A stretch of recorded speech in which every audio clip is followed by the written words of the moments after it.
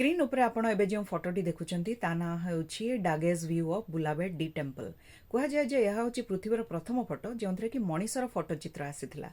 जदि आमे ए फोटोटी को टिके जूम करी देखिबा ताहाले सेथिरे गोटे कोणरे जोता पॉलिश करुथुवा गोटे मनीषर फोटो अछि। प्रकृत में फोटोटी 1838 मसीह डागे निजर प्यारिस रे थिबा अपार्टमेंटर झरकारु सकाळु सकाळु सामना रास्तार फोटो नेथिले। सेतेबेले कोन हेतिला ना डागे निजर गोटे नुआ फोटोग्राफी पद्धति स्टाइल डेवलप करथिले बा पद्धति डेवलप करथिले जार ना होची डागेरी टाइप ऑफ फोटोग्राफी।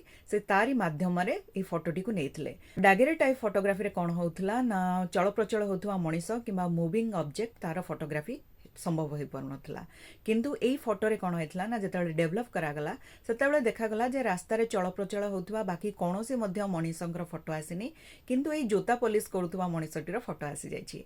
जदि हो एटा अकस्मात बा एक्सीडेंटल थिला, किंतु तथापि यहा होछि पृथ्वीर प्रथम फोटो जोंथरे कि मनीषर फोटो चित्र आसीथिला। डागेंको पूरा ना थिला लुइस जैकस मैंड्रो डागे। से जणे फ्रेंच फिजिसिस्ट बा पदार्थ विज्ञानी थिले।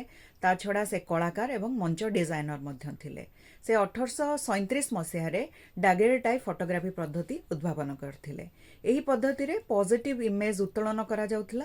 प्रथमे सिल्वर आयोडाइड कोरथिबा गोटे तंबा बा कपर प्लेट उपरे कैमेरा माध्यम रे एक लैटेंट इमेज निया जाउथला।